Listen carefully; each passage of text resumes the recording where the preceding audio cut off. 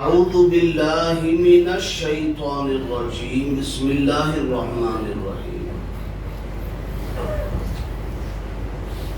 قال رسول اللہ صلی اللہ علیہ وسلم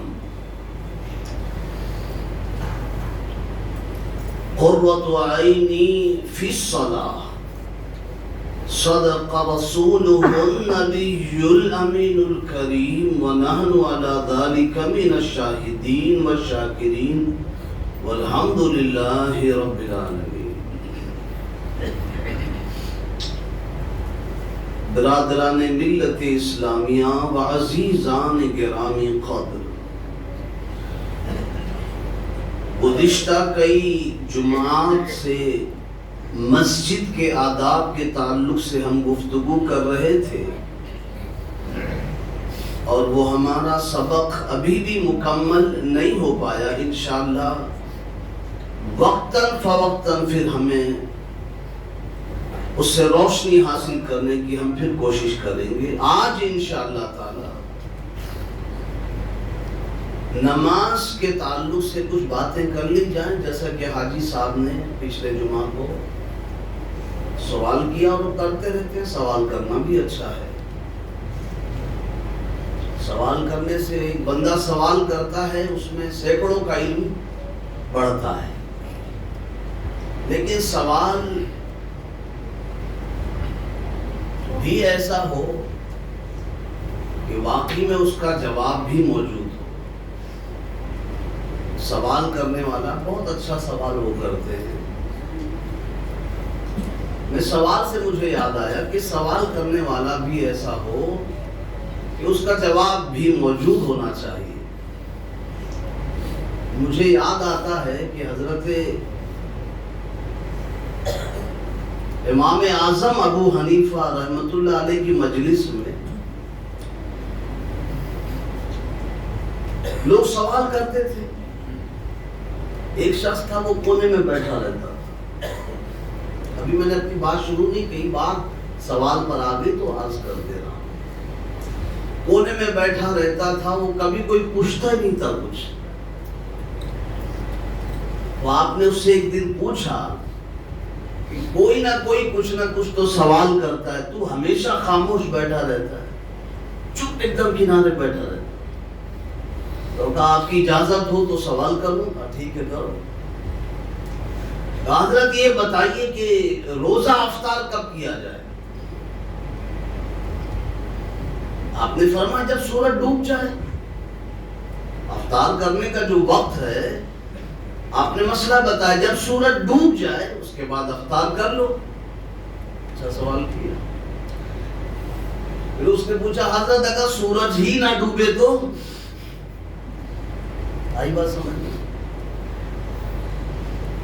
سوال کی نوعیت بھی ہو کہ اس کا جواب موجود ہو۔ اس نے کہا حضرت اگر سورج ہی نہ ڈوبے تو فرمایا پھر تو چپ رہے وہی اچھا ہے، پھر تو خاموش بیٹھا رہے۔ تو سوال کرنے کی عادت اچھی ہے۔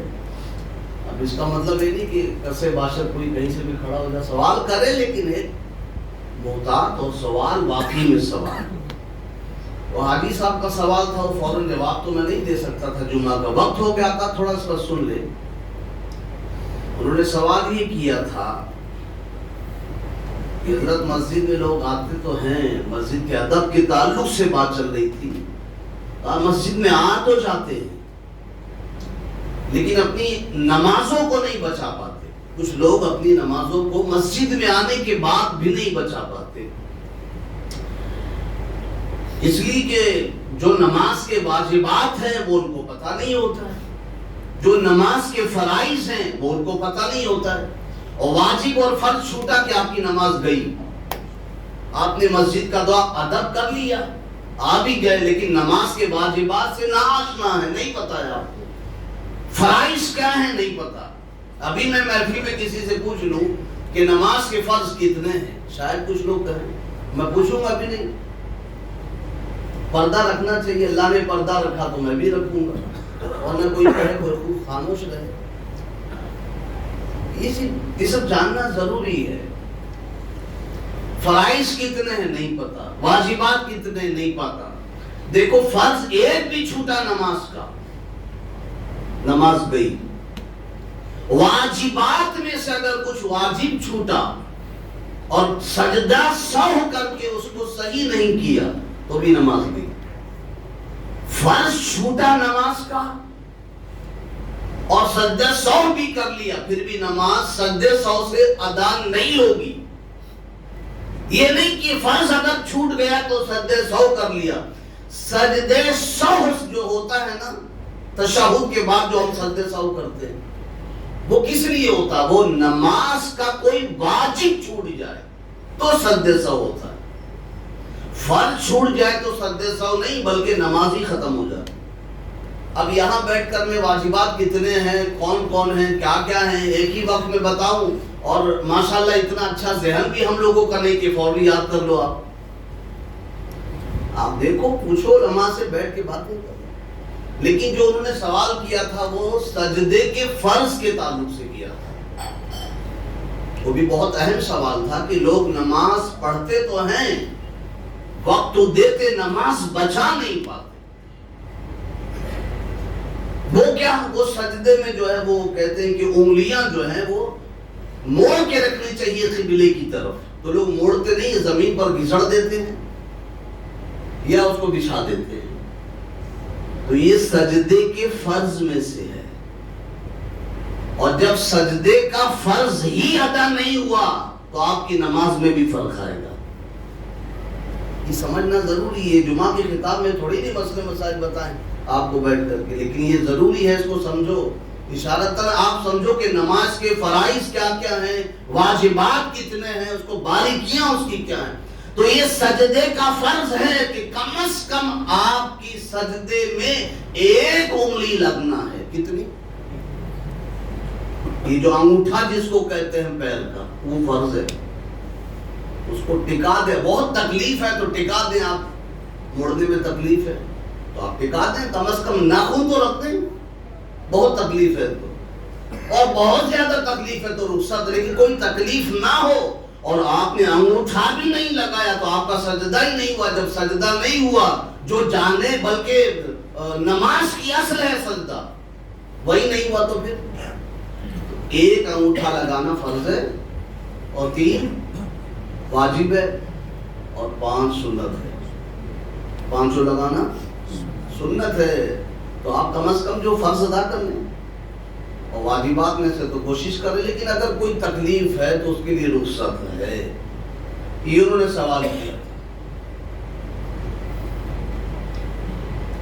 ایسے ہی نماز کے واجبات میں جسے نماز ضائع ہونے کا اندیشہ ہے وہ بھی مسجدوں میں دیکھا جاتا ہے.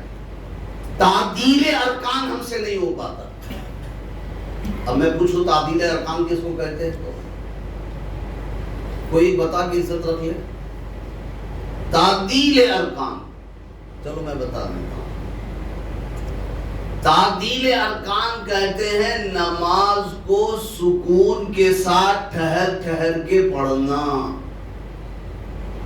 آئی بات سمجھ میں؟ کس کو کہتے ہیں؟ تعدیل عدل سے بنا ہے. چلو اور آسان کر دو. تعدیل عدل سے بنا ہے. عدل کے معنی انصاف، عین دال اور لام. اور ارکان یہ رکن کی جمع ہے. نماز کا رکن ہوتا ہے، اس کی جمع ارکان ہے. تعدیل ارکان یعنی نماز کے ہر رکن کے ساتھ انصاف کرنا. تعدیل کے معنی انصاف کرنا، ارکان رکن کی جمع ہے. تعدیل ارکان نماز کے ہر رکن کے ساتھ انصاف کرنا. اور انصاف کیا ہے؟ انصاف یہ ہے کہ ٹھہر ٹھہر کر سکون کے ساتھ نماز ادا کرے. تو چل میں آتا ہوں، تو چل میں آتا ہوں، لے تیری کی دے تیری کی، دھنا دن دھنا دن. کچھ نہیں تو آپ کو یہ منظر رمضان میں ضرور ملے گا. آپ کو کہیں نہیں تو آپ کو رمضان میں جو ہے نا وہ حفاظ ہوتے ہیں جو یعلمون تعلمون والے، ان کو ملے گا. اس میں تعدیل ارکان ہو ہی نہیں پاتا اکثر و بیشتر جگہ پہ. جب امام ہی کا جو حافظ مصلی پہ تراویح سنا رہا ہے اسی کا تعدیل ارکان نہیں ہو رہا جو کہ واجب ہے. یہی بتانا ہے. تعدیل ارکان کیا ہے؟ واجب ہے. تعدیل ارکان ہی نہیں ہو رہا ہے جو مصلی پہ ہے تو جو پیچھے کھڑے ہیں ان کا کیسے ادا ہوگا؟ وہ بھی عالم تعلم دیتے تھے کہ لیتے تھے، شروعات اللہ اکبر السلام علیکم ورحمۃ اللہ السلام اللہ اکبر، اور ہم بھی اسی کے پاگل کی طرح وہی بھاگنے کی کوشش کرتے ہیں، اور پھر کہتے ہیں یار میں 5 ٹائم کی نماز پڑھتا ہوں لیکن سکون نہیں ملتا، سکون نہیں ملتا، 5 وقت برابر دیتا ہوں۔ مولانا لوگ بولتے کہ نماز پڑھا کرو سکون ملے گا، آپ کو بہترین ذکر ہے نماز، اس میں کوئی شک نہیں۔ اللہ نے فرمایا اقیمی الصلاۃ لذکری، نماز میری یاد کے لیے پڑھا کرو، اقیمی الصلاۃ نماز قائم کرو، لذکری میری یاد کے لیے۔ سکون کیسے ملے گا؟ آپ اپنے نبی کی آنکھوں کو ٹھنڈک سکون سے پہنچاؤ، چلنا آپ کو سکون ملے گا۔ نماز کیا ہے؟ حضور نے فرمایا کہ قرۃ عینی فی الصلاۃ، نماز میری آنکھوں کی ٹھنڈک ہے، یعنی اگر کوئی امتی نماز پڑھتا ہے تو گویا وہ حضور کی آنکھوں کو ٹھنڈک پہنچا رہا ہے۔ آپ حضور کی آنکھوں کو ٹھنڈک اتنی جلدی جلدی پہنچا رہے ہو کہ آپ کو خود ٹھنڈک نہیں مل رہی، حضور کو کیا ٹھنڈک ملے گی؟ نماز وہ نماز ہے جس میں پہلے آپ کو ٹھنڈک ملے، اور جب یہ ٹھنڈک قبول ہو جائے گی تو حضور کی آنکھوں کو ٹھنڈک پہنچے گی۔ یہ ٹھنڈک کہاں پہنچا رہے ہو؟ جلدی جلدی والی ٹھنڈک، اور جب وہاں ٹھنڈک ایک بار پہنچ گئی تو مدینے سے بھی پھر ٹھنڈی ٹھنڈی ہوا چلے گی۔ ایسے تھوڑی اعلیٰ حضرت نے لکھ دیا اے مدینے کی ہوا سینے سے لگ جا ذرا، قلب ہو ٹھنڈا میرا تم پہ کروڑوں درود۔ صرف کہنے سے تھوڑی نہیں ہوگا، آپ کو ٹھنڈک پہنچانے کا جو راستہ ہے وہ اپنانا پڑے گا۔ سکون سے پڑھو، تاکید ارکان جو واجب ہے، سکون سے نہیں، جو سکون ملتا ہی نہیں، بولے ہم تو ٹائم دیتے ہیں۔ مولا علی سے بھی کسی نے سوال کیا تھا، مولا علی سے کسی نے کہا حضور میں جو ہے وہ ٹائم تو پورا دیتا ہوں، نمازیں بھی پڑھتا ہوں، سکون نہیں ملتا ہے، نمازیں ادا کرتا ہوں وقت پر لیکن سکون نہیں ملتا۔ آپ نے کیا فرمایا اس نے؟ آپ نے فرمایا نماز کو سکون سے پڑھا کرو تب وہ تمہیں سکون دے گی۔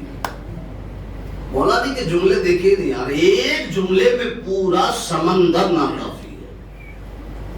کیا جملہ بول دیا اس نے؟ کہا مجھے سکون نہیں ملتا، لوگ کہتے نماز میں سکون ملتا ہے، ہم کو سکون ہی نہیں ہے۔ آپ نے فرمایا اگر چاہتے ہو کہ تمہیں سکون ملے تو نماز کو سکون سے پڑھا کرو، جو نماز سکون سے پڑھی جائے گی وہی تمہیں سکون دے سکتی ہے۔ آپ 5 نہیں 10 مرتبہ پڑھتے رہو، اٹھا پٹک کر کے ماتھا گھس ڈالو، اسے کوئی مطلب نہیں۔ سکون سے پڑھو۔ تعطیل ارکان میں کہہ رہا تھا کہ تعطیل ارکان جو ہے نا وہ واجبات میں سے ہے، اگر آپ کہیں چھوٹ گیا تو گئی آپ کی نماز۔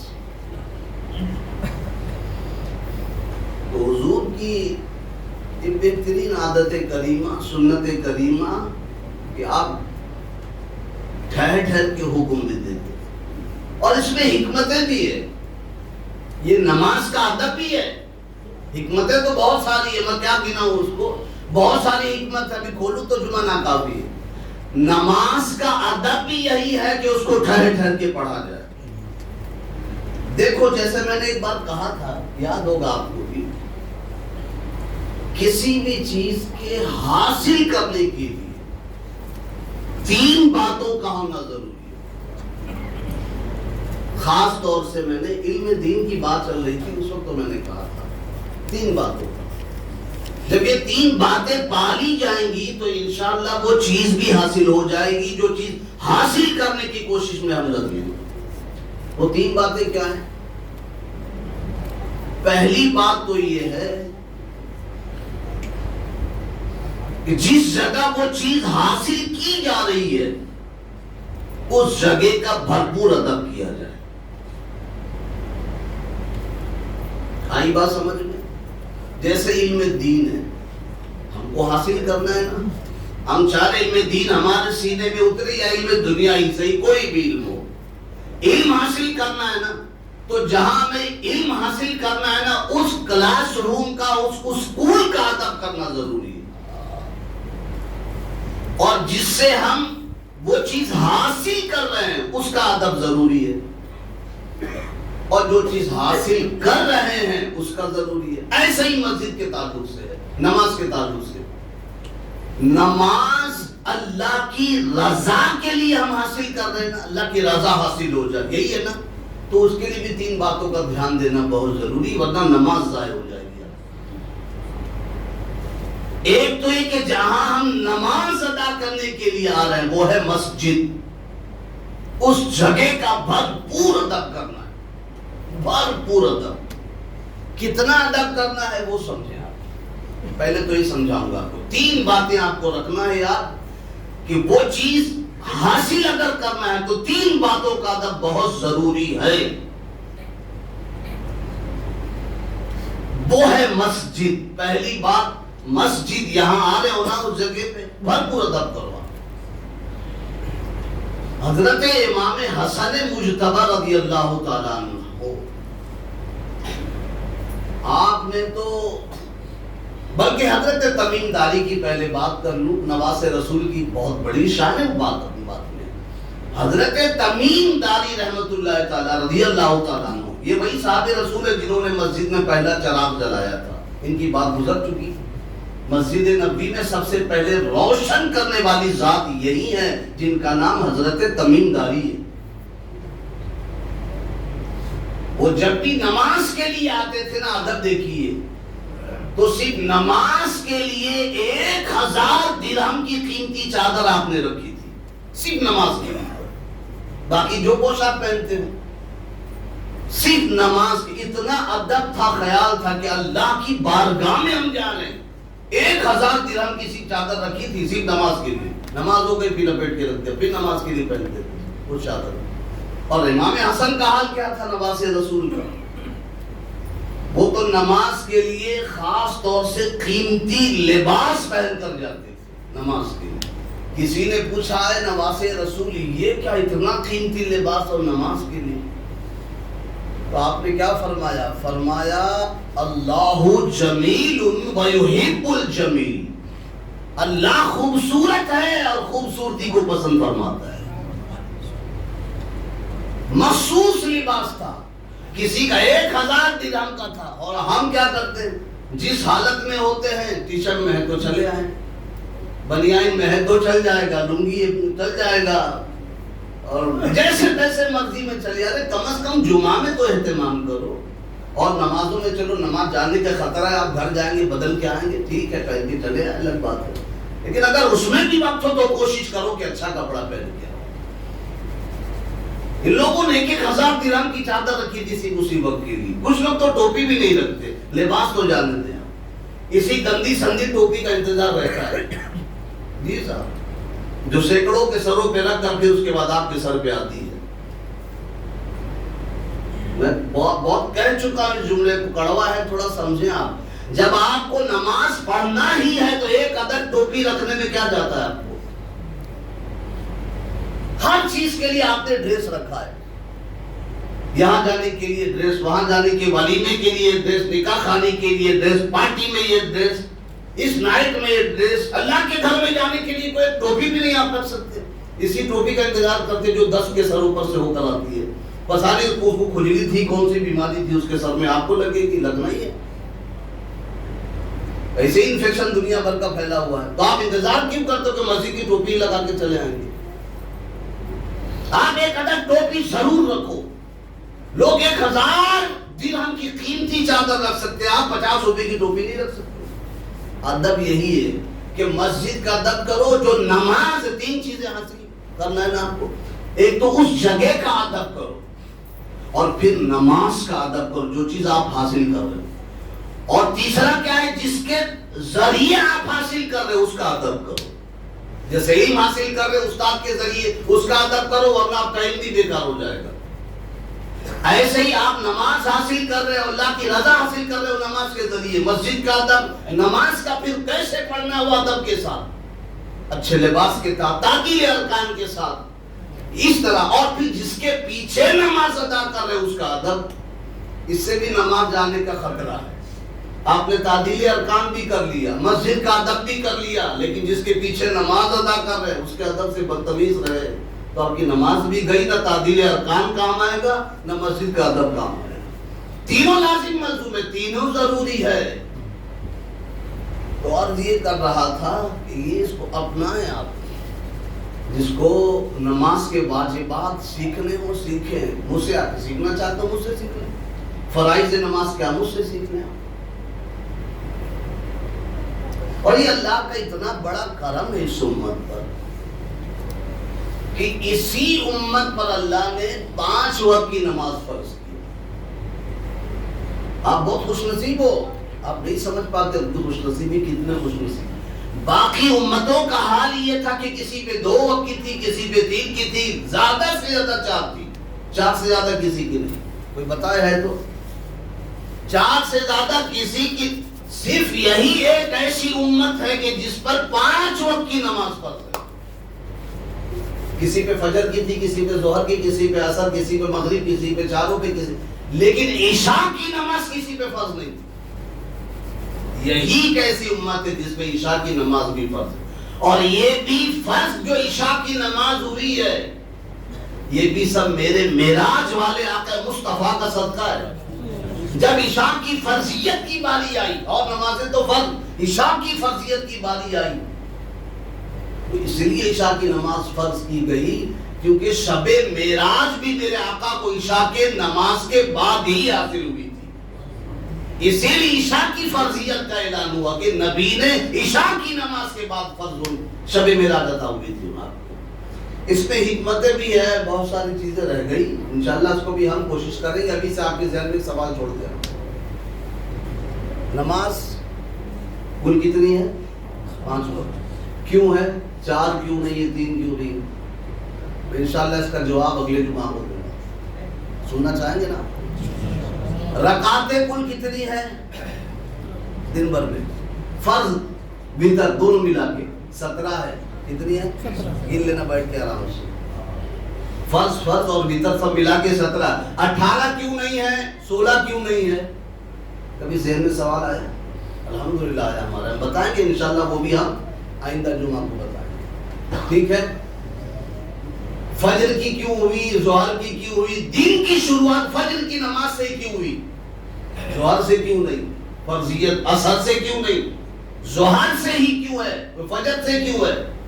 انشاءاللہ اس کو بھی ہم اگلے جمعہ کو بولنے کی کوشش کریں۔ تو نماز کے واجبات کا بھی دھیان رکھو، تعدیل ارکان بھی ضروری ہے، اور نماز کے فرائض بھی سیکھو، نماز کے کتنے فرائض ہیں، کیا کیا ہیں۔ نماز کا ادب بے پناہ ضروری، جتنا ہو سکے ادب کے ساتھ نماز ادا کرو۔ دیکھو ادب کے ساتھ ادا کی ہوئی 2 رکعت نماز 2000 رکعتوں پر بھاری ہے، یہ بات سمجھ لیں۔ 2000 رکعتوں پر ادب کے ساتھ نماز ادا، ذرا ادب کے ساتھ پڑھ کے دیکھ لو تو انشاءاللہ آپ کو وہ سرور ملے گا، آپ مجھے یاد رکھو گے، ادب کے ساتھ پڑھو، ہے نا؟ اللہ پاک توفیق عطا فرمائے، اور جتنے حاضرین ہیں سب کے حاضری قبول فرمائے۔ کچھ دعاؤں کی گزارشات آئی، ایک بچی لیکن اس کے لیے خوشخبری یہ ہے کہ جو علم دین کی راہ میں دنیا سے گیا نا، وہ قیامت تک پڑھتا